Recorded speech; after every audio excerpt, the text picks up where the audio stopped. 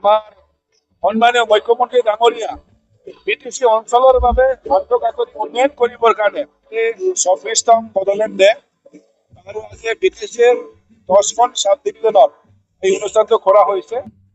সেন্ট্ৰেলি আমাৰ মেইন কাৰ্যসূচী কলকাতা চেলিব্ৰেট কৰা হৈছিল, য'ত নেকি আমাৰ অসমৰ সন্মানীয় মুখ্যমন্ত্ৰী ডাঙৰীয়া মুখ্য অতিথি হিচাপে উপস্থিত হৈছে আৰু য'ত আমাৰ বিটিচিৰ মুৰব্বী ডাঙৰীয়া আছে।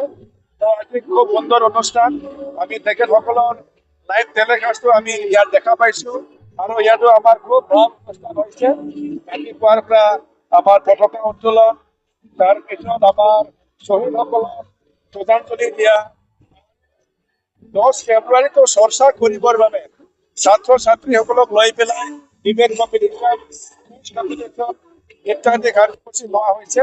আৰু আজি আমাৰ বৰ্তমান আগ্ৰামা নেতৃত্বৰ BPF চৰকাৰ, এই BPF চৰকাৰখন মাত্ৰ 3 মাহ পাৰ হৈছে।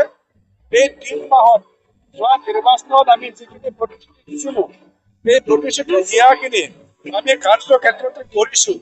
এইটো আজি মানে বাস্তৱত দেখাবৰ কাৰণে আজি উপযোগী কৰা হৈছে। খুব ভাল অনুষ্ঠান হৈছে। আজি বেৰগাঁৱত আহি খুব ভাল লাগিল আৰু আজি আমাৰ বাবে এটা ভাল খবৰ, আমাৰ সন্মানীয় মুখ্যমন্ত্ৰী ডাঙৰীয়া বিটিচি অঞ্চলৰ বাবে আন্তঃগাঁথনি উন্নয়ন কৰিবৰ কাৰণে, বিশেষ কৰি দলং আৰু ৰাস্তা বনাবৰ কাৰণে ১,০০০ কোটি টকা পেকেজ আমাক দি গৈছে। বড়োলেণ্ড ইউনিভাৰ্চিটিৰ কথা কৈ কৈছে তেখেতে ওদালগুৰি মেলা ছেক্ৰেটাৰীয়েট বনাব, ইয়াৰ কাৰণে আধাৰ স্থাপন অহা 13 তাৰিখত কৰিব, এই কথাখিনিও কৈছে। আৰু তেখেতে এটা কথা কোৱা নাই, বড়োলেণ্ড গেষ্ট হাউচ অকল চেন্নাইৰ কথা কৈছে, অকল চেন্নাই নহয় মুম্বাইতো এই বছৰতে বড়োলেণ্ড গেষ্ট হাউচ বনোৱা হ'ব। তো তেনেকুৱা ধৰণে আমি বিভিন্ন ধৰণে কাম কৰিছো। আজি মাটি পাট্টা দিয়া হৈছে বিভিন্ন ব্যক্তিসকলক। তাৰপিছত আজি নিবনুৱা যুৱক যুৱতী যাতে সংস্থাপনৰ কাৰণে ব্যৱস্থা কৰি ল'বৰ বাবে তাৰ কাৰণে 2 লাখ টকাকে আজি এককালীন অনুদান দিয়া হৈছে, এইটোও দিয়া হৈছে।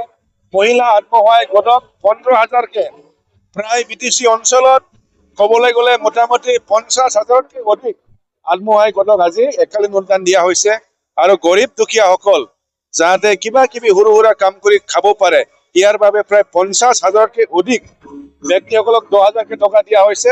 আৰু প্ৰায় 5,000 মান চিনিয়ৰ চিটিজেন ব্যক্তিসকলক আজি 10,000কে এককালীন অনুদান দিয়া হৈছে। ইয়াত হেৰি হ'ব, গৰীব দুখীয়াক 10,000 দিয়াটো প্ৰায় হেৰি হ'ব 6,000 হ'ব। আৰু তাৰপিছত সেল্ফ হেল্প গ্ৰুপ কমেও 4,000 হ'ব।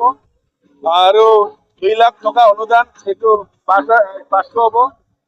তেনেকুৱা ধৰণে ইয়াত দিয়া হৈছে। এই বাৰ্তা আজি আনুষ্ঠানিকভাৱে ইয়াতো 5-10 চনত দিছো, কিন্তু অলৰেডি আমাৰ SDLC এপ্ৰুভ কৰি থোৱা যথেষ্ট আছে, কিন্তু জাষ্ট চিম্বলিক আজি এইখিনি দিয়া হৈছে।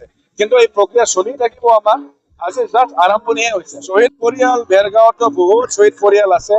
আজি আপোনালোকে জানে বেৰগাঁও মানে আমাৰ দেৱনাথ বসুমতাৰী, বেৰগাঁও মানে আমাৰ মন্থাইগ্ৰাম বনচা, বেৰগাঁও মানে আমাৰ কি কয় বৰদানা দৈমাৰী।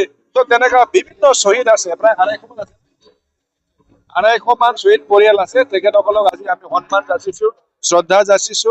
আৰু তেখেতসকলৰ কাৰণে আমাৰ যি এটা আঁচনি আছিলে শ্বহীদ পৰিয়ালক 5 লাখকে টকা দিয়া, যোৱাবাৰ আমাৰ চৰকাৰ থাকোঁতে আমি আৰম্ভ কৰিছিল। ইয়াৰ প্ৰক্ৰিয়া আমি প্ৰথম আৰম্ভ কৰি, যোৱাবাৰ যিহেতু মাজত আমাৰ চৰকাৰ নাছিলে, যোৱা চৰকাৰখিনি কিমান দিছে দিয়া নাই আমি ক'ব নাযাওঁ।